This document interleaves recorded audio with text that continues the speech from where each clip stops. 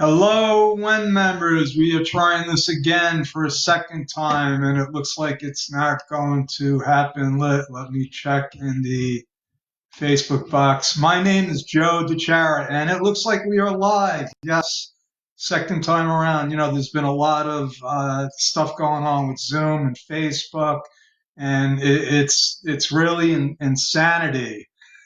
My name is Joe DeChara. I am a business coach with a CPA license. I've worked with thousands of business owners over the last 35 years, and I'm coming to you with some special trainings. My friend Haley Gray has asked me to do nightly lives in this group, and I said yes. I didn't even have to think about it. So I want to thank Haley for giving me this opportunity. And I do plan on covering a bunch of different topics. And I would definitely love to hear your feedback on what exactly you would like to learn about business. Because, as an entrepreneur, as a business owner, as somebody that's worked with, so many different businesses and also studied about business, I have business running through my blood. So it's my favorite topic. And, I could talk about a lot of different things. And, I don't want to talk about taxes and accounting in these. I could, bore you to death and talk about that. But if you are watching live, if you can give me a hashtag live, that would be helpful. And if you're watching the replay, give me a hashtag replay. And also, if you have any questions or comments, you want to give me some suggestions on what you would like to learn about, it would definitely help me as I put together the lineup for really the next 365 days. Haley Gray and Jenny Wright have been fantastic for me as far as teaching me the nuts and bolts of marketing. And, I can't say enough about them. They have some trainings coming up. I would definitely sign up for them. They're free. If I can find it, I will post well, all you got to do is go to the group page and you'll find it. It should be like right at the top there. And so tonight, without further ado, what I'd like to do is talk to you about creating an indestructible business. Okay, now what do I mean by that? What exactly is an indestructible business? Well, first of all, businesses should not be built to crumble. They should not be built to die. If you go into business with the right intentions and you understand something about business structures, there are businesses that have been around for centuries. And I'm not talking about, the 3Ms, the big conglomerates. I'm not talking about those. There are businesses that have been around for a long, long time that are small businesses, believe it or not. You don't have to be a giant. You don't have to be McDonald's. But what you do have to have is you have to have the intention of creating something that's going to last. My story is when my first venture into capitalism was when I was 10 years old, and I ran an illegal casino in my driveway. And it was great. It was great because I made money, I made friends, I was a celebrity. Who else ran a casino in their driveway? And my plan was to do that for the rest of my life. I said, well, why not? It was easy. It was easy. And the only problem I ran into was that when my parents found out, they basically shut me down. So I was in and out of the casino business very quickly. But the seed was planted that I could have a business. And it wasn't going to be a business that was going to have a lifespan. Now, I didn't think in these terms when I was 10, but if you know anything about business, they say think like a 6-year old because a 6-year old doesn't know limitations. All I knew was that I made money, it was simple, and I didn't understand why people actually got a job as at 10 years old, and that's a fact. So it it astounded me that when I got into, real business, when I got into the accounting business and I started seeing how things really were, I was flabbergasted by the amount of businesses that went under. It didn't make any sense to me. It was shocking. It was shocking. And so I studied a lot about, why did people fail? What did they do wrong? It was a lack of money, a lack of knowledge, it was a bad economy. This is what my study of business failure led me to. Now, I studied about 10 years ago, I read a book called The Science of Getting Rich. And one thing that was instilled in me, and it still is today, is that what you focus on is what you get. It's the laws of attraction. So by studying why businesses fail, all I was doing was learning about why businesses fail. When my real objective was to find out how they succeed, what keeps them in business. So I changed my whole focus on not failing, but on succeeding. And just that slight change in approach has made all the difference. Bringing me to today where, you know, business is what there's no words to describe what business is today. It's freaking scary, folks. It's scary for everybody. You can look at a company like Amazon, a huge Goliath, and they're having major problems. They're having because their name is going down the toilet right now. They can't deliver. I heard they sold more stuff in 1 month than they would have sold in 2 years. But the idea of you can order it now and get it tomorrow, that might be gone. Okay, so it doesn't matter if you're big, small, in between.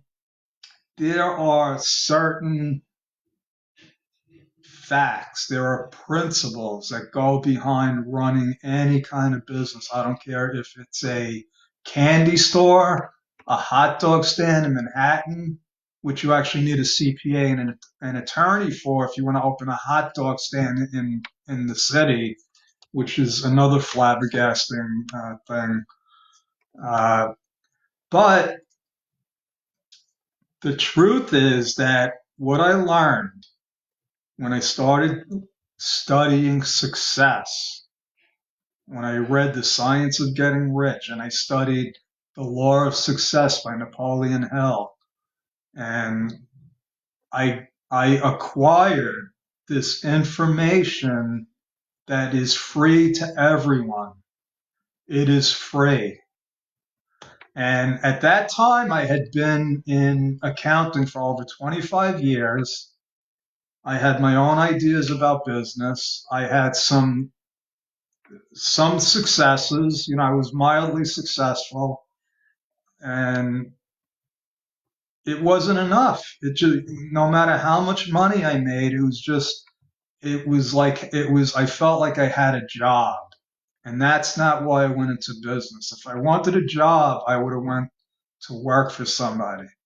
So now I read these publications and my whole idea about business got turned upside down. And now I've come to believe, I come to learn that the stuff that they told me about why businesses fail weren't necessarily true. A lot of those reasons, and that's what they are, they're reasons, really apply to established companies that have been around for a long time. That's what I've come to believe.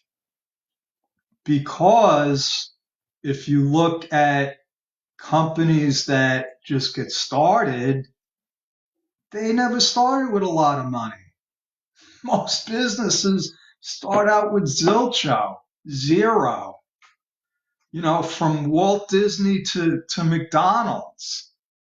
Ray Kroc was broke. He mortgaged his house. He was trying to buy into this McDonald's brothers, and he was broke. He was looking at bankruptcy. And I could tell you time after time, Henry Ford. It doesn't matter. Nobody starts out with a lot of money. If they do, it's a whole different ballgame. So what I learned in reading and studying these things is that it doesn't take a lot of money to start a business. People have the wrong perceptions, and I did as well. Now, you're talking about I got a business degree in accounting, a 4-year degree. I passed the CPA exam. I had worked with thousands of business owners, and my ideas of what it took to start a business were warped. They were warped. I believe that you needed money to start a business, and if you didn't have money, you needed to borrow it.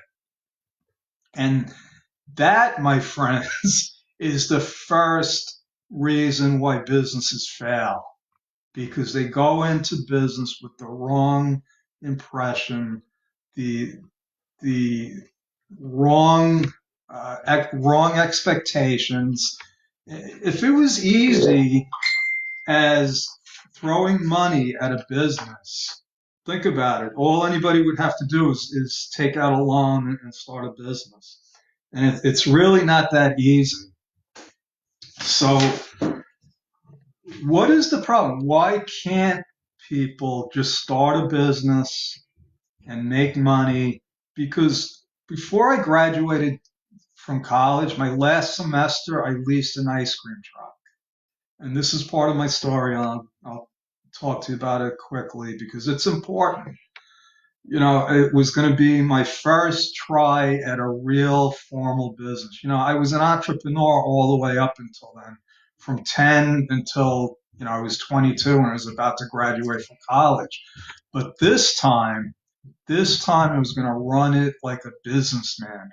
I bought a ledger. I took inventory. I tracked the weather on the days, my mileage. I did everything that I thought a business owner was supposed to do.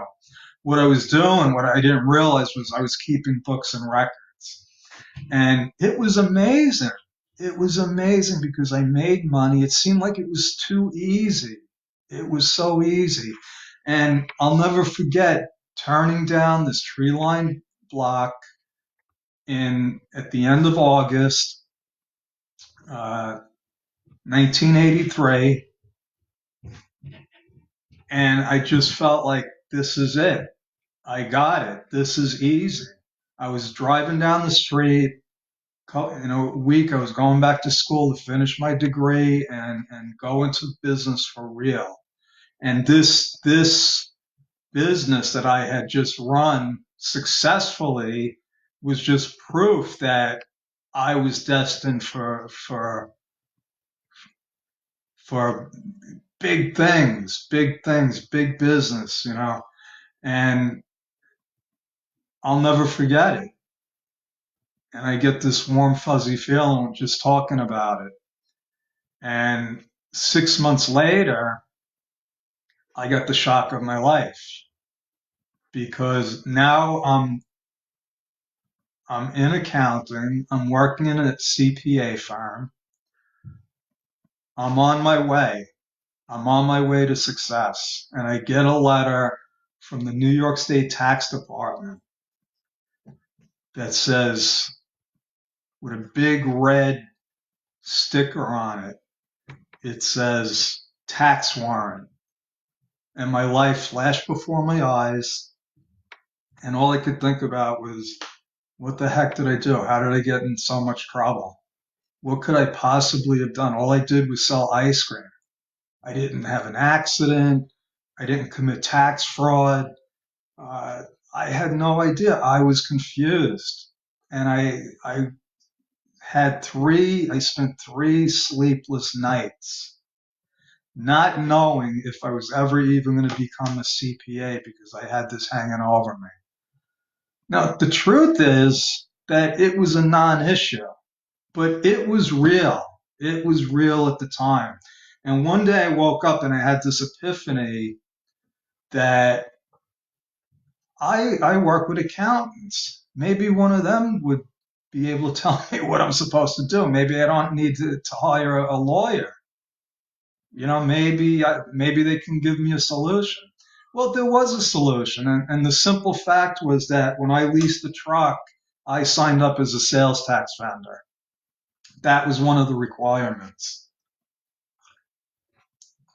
And when you register, the government is expecting something down the road, a form. Because now what I come to understand is it's not just as easy as leasing a truck and selling some ice cream. Now I had to answer to somebody. And I had no idea about this stuff. How would I? Never did it before. So all it took was I called up the tax department at one of the CPA's, suggestions, and I followed his directions, and I called up, and it turned out all I had to do was send in a form that said zero, and I'm out of business. It was a seasonal thing. But what happened was I learned that it's not that easy, that business is complicated and it's confusing. Forget about all the compliance stuff. Forget about the forms you got to fill out for the government and you got to hire a CPA and you got to have a. Forget about that. Just figuring out what you're selling and who to sell it to is confusing enough. So my ice cream truck business was pretty simple. After I figured out what the hot items were, the snow cones, the all that stuff. Okay, I sometimes I think I should go back into the ice cream business because it was so simple and it was it was fun. It was fun because I was the hero. Every kid loves the ice cream man, and the parents love him too because we give them a temporary distraction.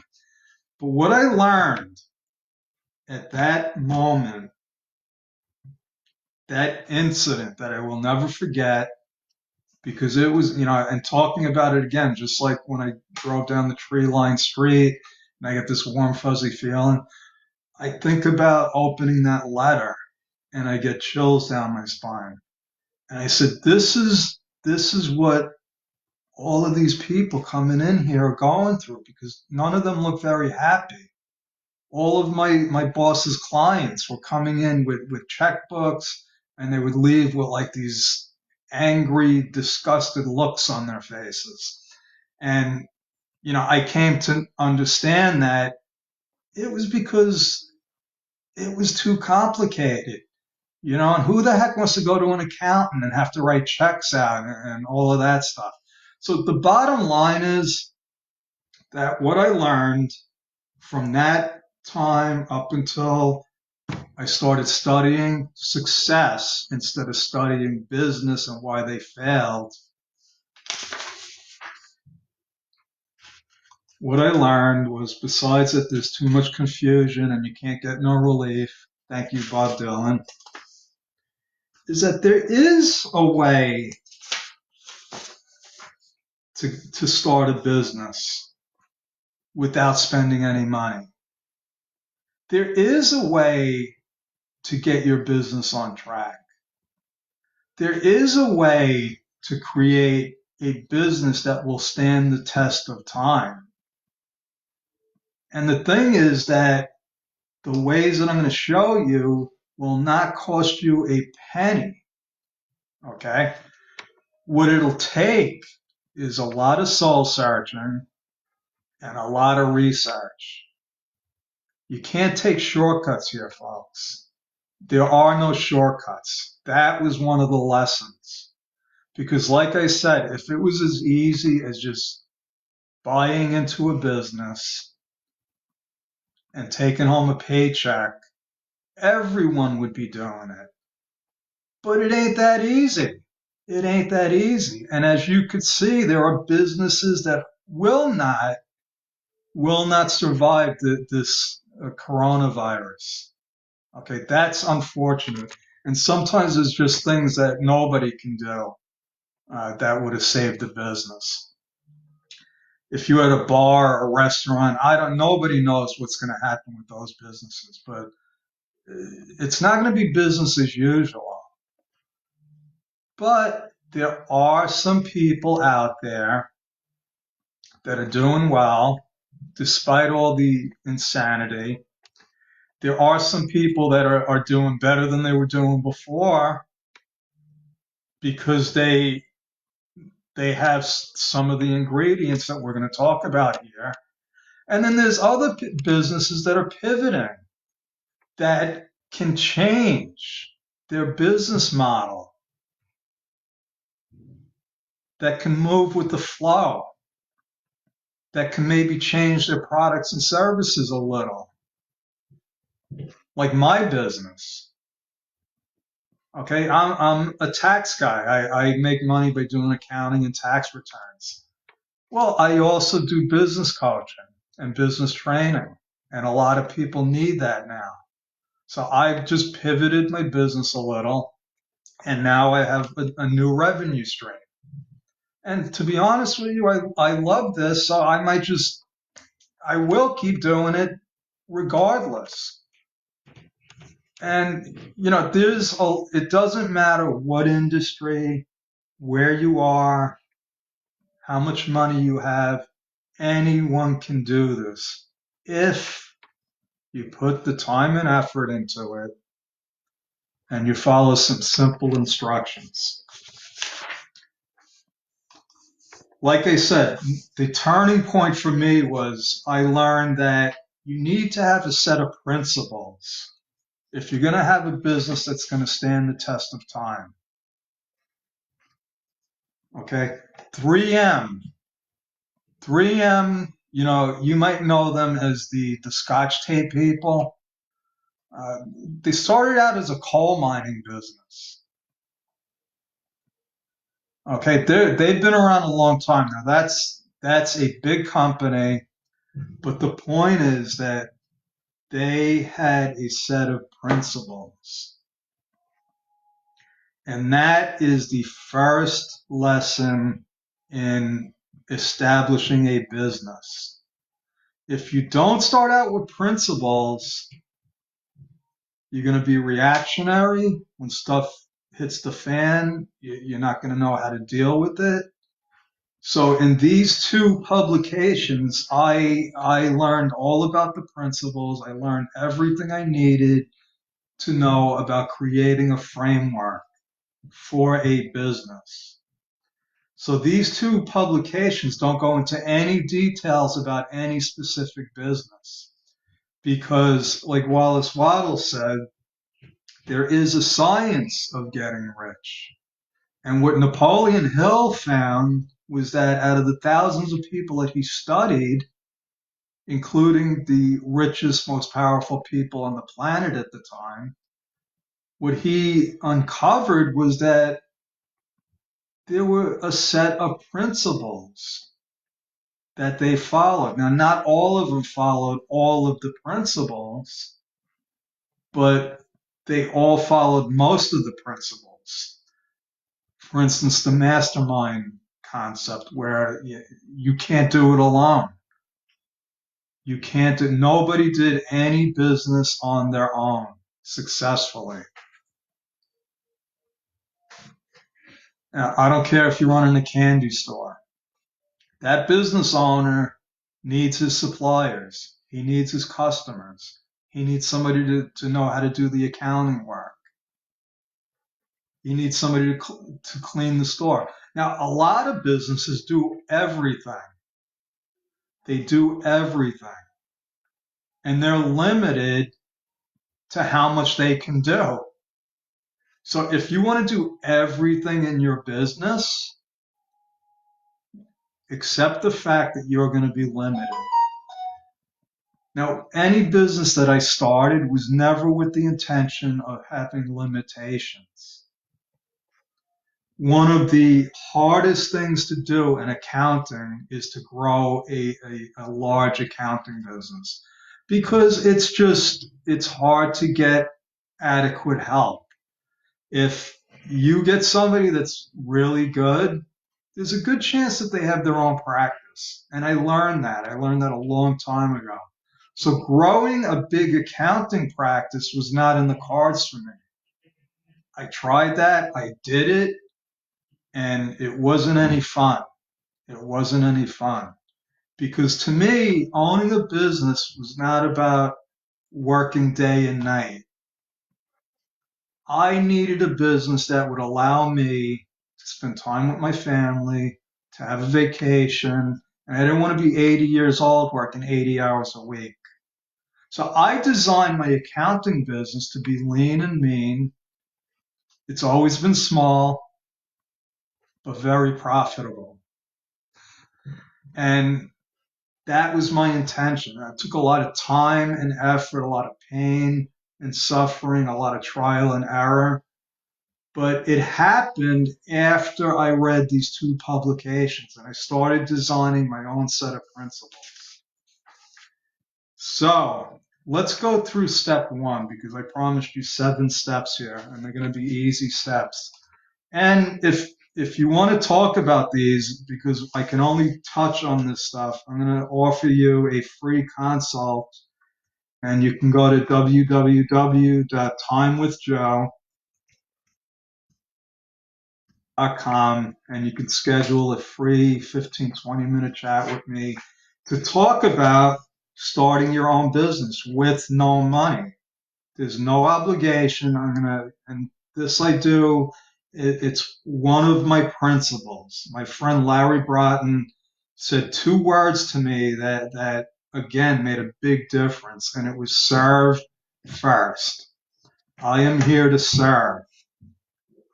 That is one of my principles. You serve. I take money out of the equation. It's not about how many people I could talk to and how much my hourly billing rate is. The way my business works, and the way anybody's business should work, is that if I talk to enough people about being successful, I will get business from that. And that is a principle, and it works. That's one of the principles of the science of getting rich.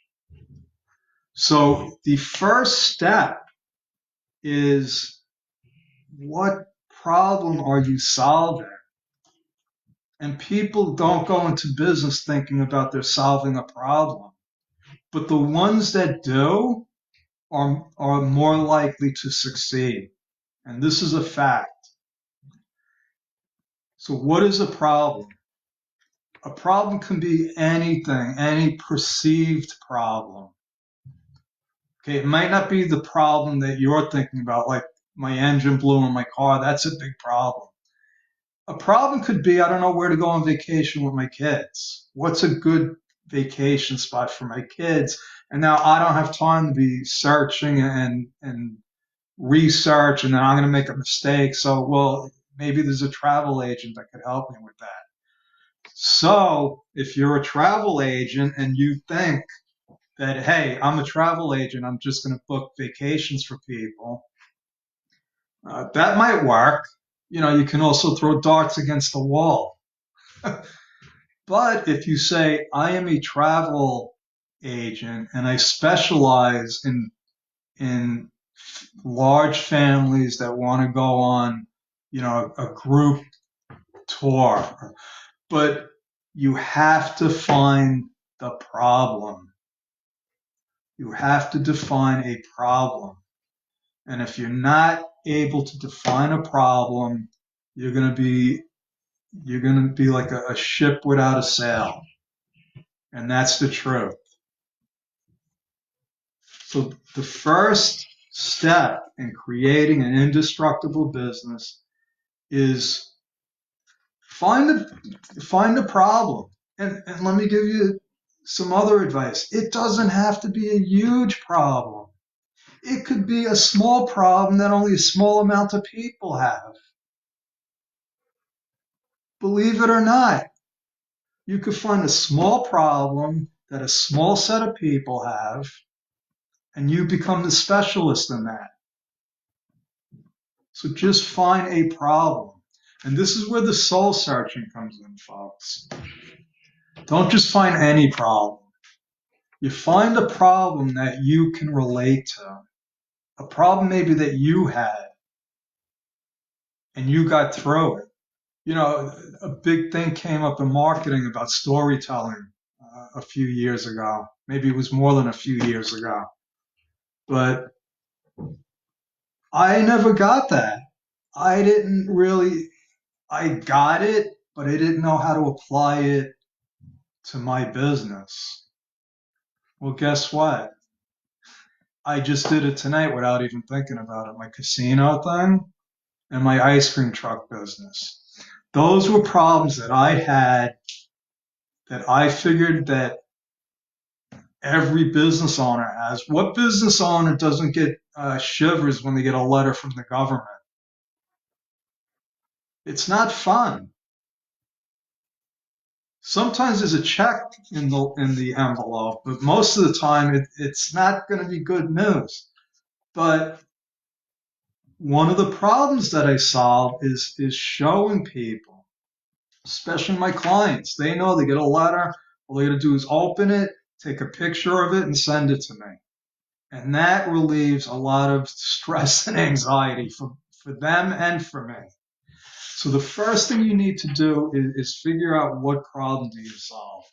Now, the second thing is you need to find out who your avatar is. Who do you solve this problem for? Like I said, you can have a small problem being experienced by a small group of people, and that's what my friend Jason calls the niche marketing. And Jason and Haley and Jenny Wright and uh, Allison Lexa is doing a very great training on a lot of this stuff. And Jason is the niche expert, and he came up with a clever title. It's called Niche to Meet You. And so that training is going on. It's free. I would definitely recommend that you take it. It'll be worth every penny that you pay for it. But you need to find out who these people are, and not just who they are. You need to dig deep and find out what motivates them, what gets their blood ticking.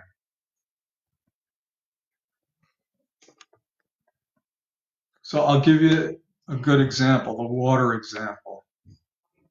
You would think that, if you sell water, that everybody drinks water, so everybody is your potential customer. Well, a few years ago, I came across this water system by Kangen Water. A friend of mine was selling these machines. They were expensive.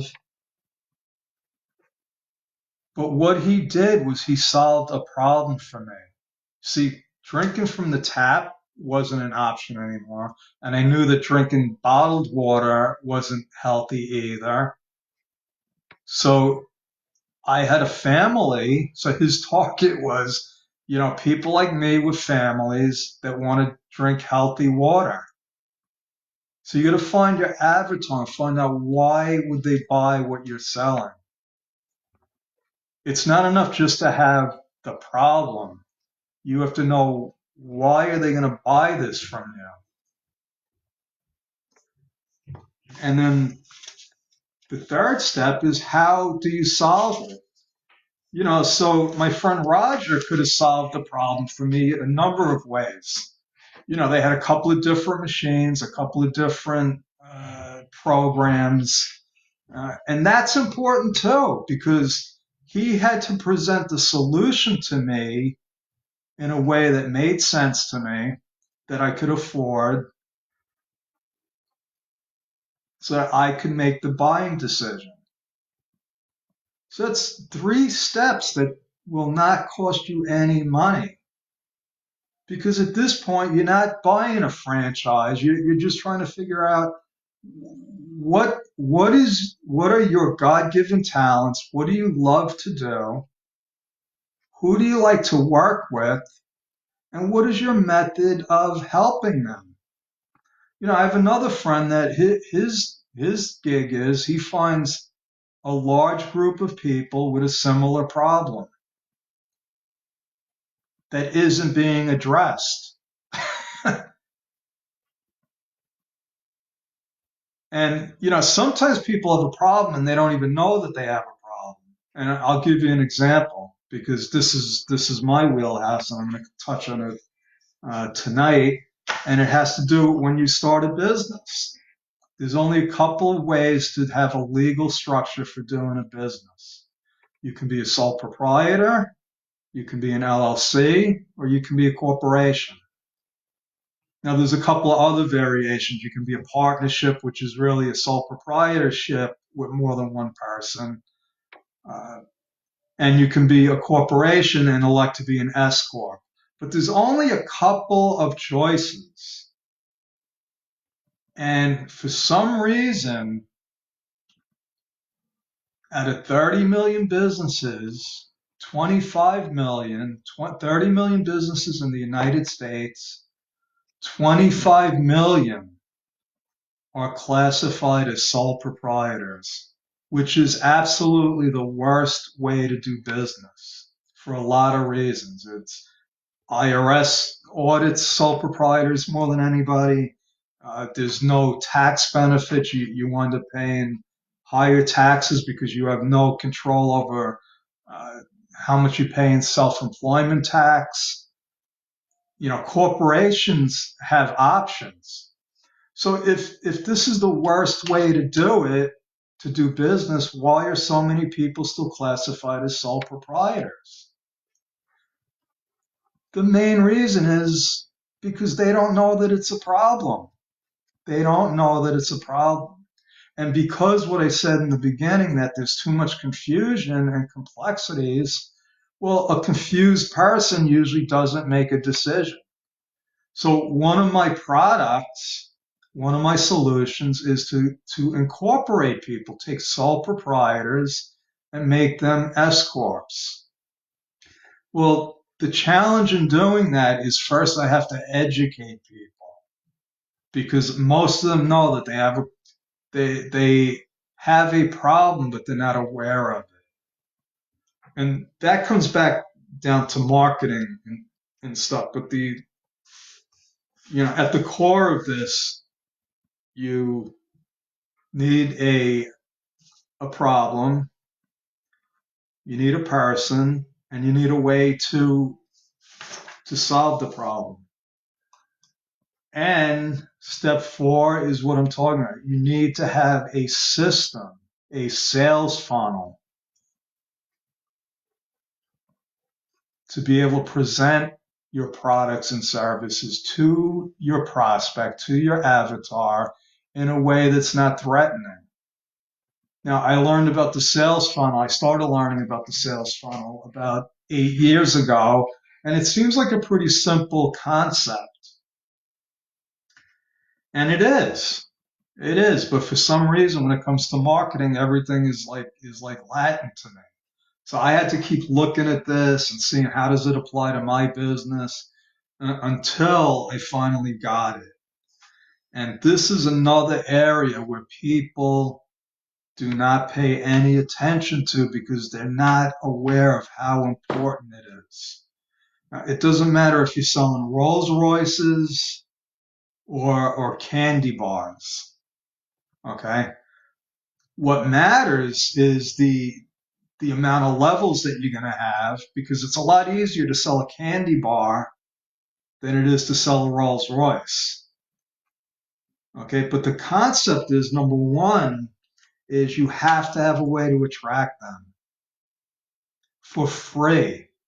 Because if you're selling candy bars, and there's a lot of other people selling candy bars, so you got to figure out a way to attract them to your candy store that's different than everyone else. So you got to attract them in and lead them into your sales funnel. What I'm doing here tonight is part of my sales funnel. People that listen to me, sometimes they connect with me and sometimes they become customers. That's by design. I don't just do these things for free. I mean, I love doing this, I love training, but I'm in business. I'm in business and I need to generate revenue and generate profits. And the way I did it before was I had scattered results. I thought that people just hired me to do their tax returns. Well, a lot of people do tax returns, and there's a lot of different types of tax returns, and a lot of different types of people.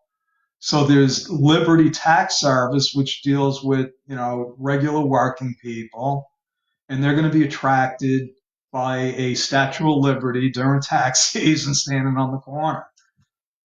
Those aren't my clients. My clients are in the Women's Entrepreneur Network. If you're listening to this, you most likely are a target.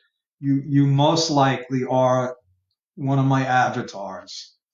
And one of my avatars, and I say one because I have several, but one of my avatars are brand new business owners, people that have never been in business before. So I had to find a way, how do I attract those people? How do I get their attention? And doing, some free live videos is a great way to do this. I'm being of service. I'm providing valuable information, I hope. And now I'm building my sales funnel. And Jenny Wright is great at this because she's helping me build my list. And that's how I came to understand what a sales funnel is.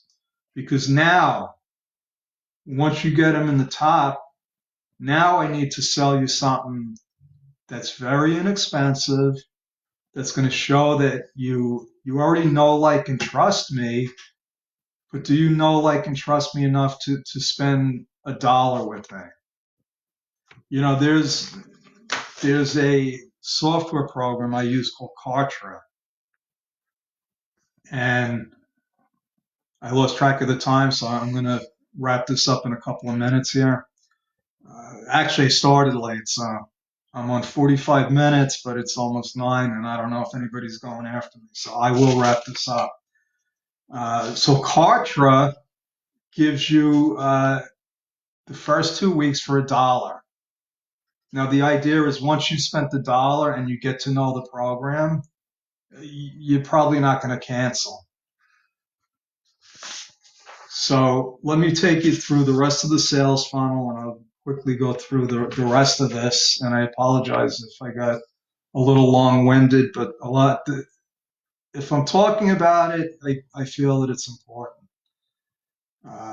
So if you look at the sales funnel, it's going to come all the way down, and this is the best picture that I can come up with. Not everybody is a prospect. You don't want to put everybody into your sales funnel. That's what the avatar is for. You make it easy for them to do business. You have products and services that don't cost a fortune,